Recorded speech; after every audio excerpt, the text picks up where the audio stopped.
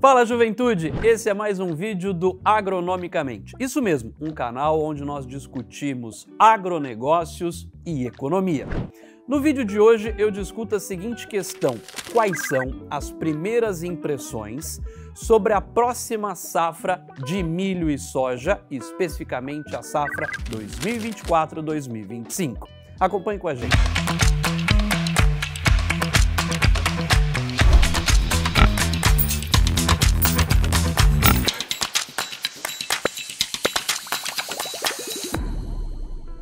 Nós praticamente finalizamos a safra 2023-2024 de soja. Porém, muito já se pergunta como é que será a próxima temporada, a safra 2024-2025. Afinal, muitos dos produtores iniciam a partir agora, de julho e agosto, a aquisição de insumos, pensando justamente no plantio verão de soja em 2024, que se refere à safra 2024-2025. Para falar sobre essas perspectivas, vamos inicialmente olhar um quadro global da produção de soja no mundo. Antes até de avaliarmos com calma este quadro que reflete justamente a produção de soja no mundo, toda vez que nós falarmos do mercado de soja, você já sabe, a partir justamente deste quadro, o quê? Que falar da produção de soja é justamente avaliar a sua produção em 3 países: Brasil, Estados Unidos e Argentina. Nós podemos dizer que esses são os 3 principais produtores de soja do mundo. Consequentemente, qualquer variável que impacte a produção de um destes 3 países certamente impactará o nível de preço. Agora vamos sim avaliar com calma este quadro do USDA. O que é interessante, a safra que nós fechamos 2023-2024, veja que o Brasil, nós tivemos uma redução de 9 milhões de toneladas de soja na safra 2023-2024. Lembrem-se que foi justamente a safra que sofreu todo aquele estresse de clima e que em alguns momentos algumas instituições também imaginavam que a gente poderia vir para a casa de 130 milhões de toneladas. Porém, perdemos apenas 9 milhões de toneladas, atingindo 153 milhões de toneladas. Veja que interessante, o mercado americano, o segundo maior produtor da oleaginosa, também teve uma ligeira retração na produção de soja. Você deve estar se perguntando, Haroldo, Brasil, redução da produção, Estados Unidos, redução na produção. E por que nós tivemos redução de preço? Olha só que interessante.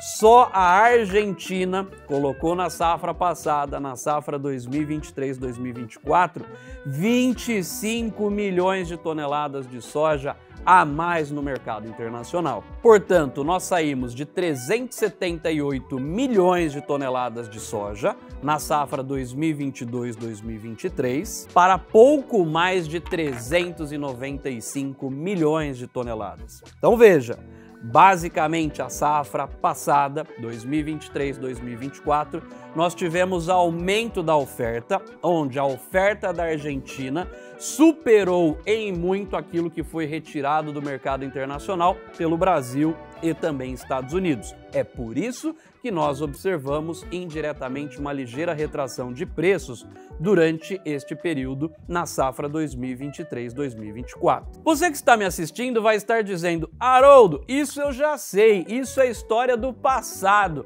O que é que vem pela frente? O que é que nós podemos esperar para a safra 2024-2025? Vamos lá. As estimativas iniciais do USDA mostram, saindo de uma produção de 153 milhões de toneladas de soja para 169 milhões no Brasil na próxima safra, na safra 2024-2025. Ou seja, o Brasil aumentando em pouco mais de 10% a sua produção. Olha que interessante, vamos olhar agora o mercado americano. O mercado americano saindo de 113 milhões para pouco mais de 121 milhões de toneladas, ou seja, um aumento superior a 6%.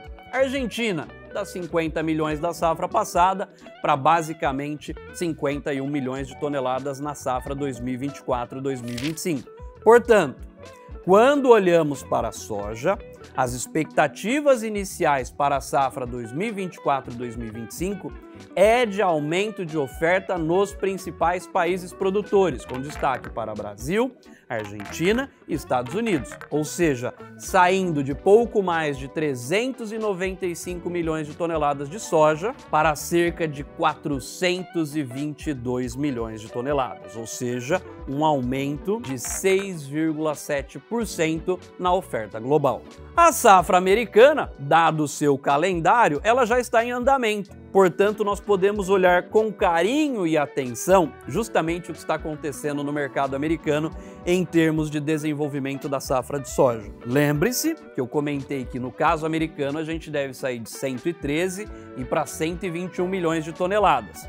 Olha o que é interessante estes gráficos. Quando nós avaliamos o indicador de safra boa ou excelente nos Estados Unidos, veja que esse indicador ele está muito acima da média histórica e também acima do dado de 2023. Portanto, o valor de largada é justamente um valor muito positivo para as condições de desenvolvimento da soja nos Estados Unidos. Vamos também agora avaliar um outro indicador, que é o indicador de risco de seca. Quanto maior esse indicador, maior é o nível de risco de seca.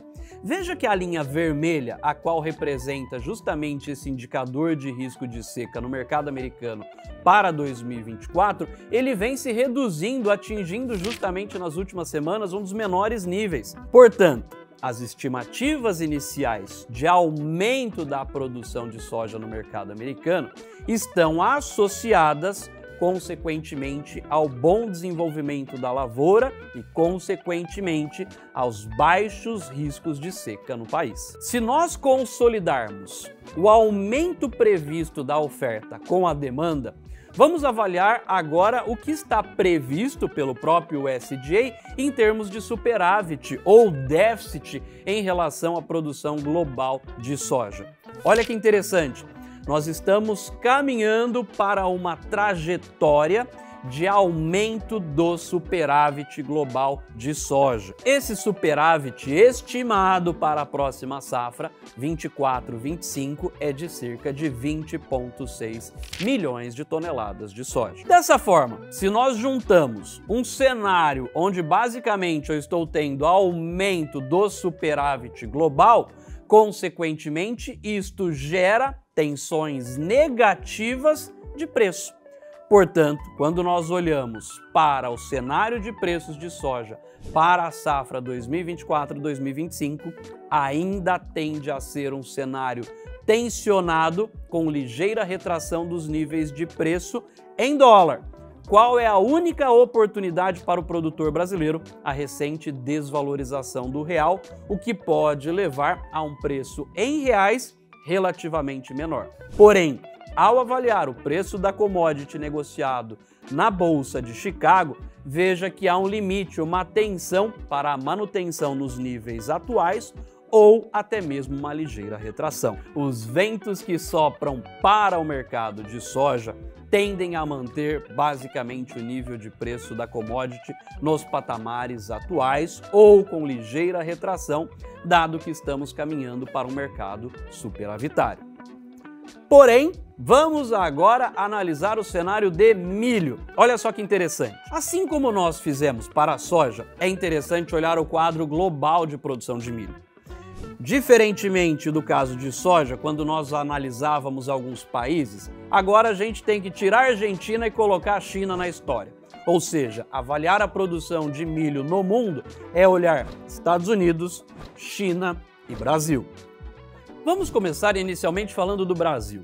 O avanço da colheita do milho safrinha ainda está em desenvolvimento, ou seja, ainda temos bastante a colher de milho safrinha. Portanto, quando avaliamos a produção de milho safrinha em 2023-2024, veja que o Brasil nós tivemos uma retração de cerca de 15 milhões de toneladas de milho.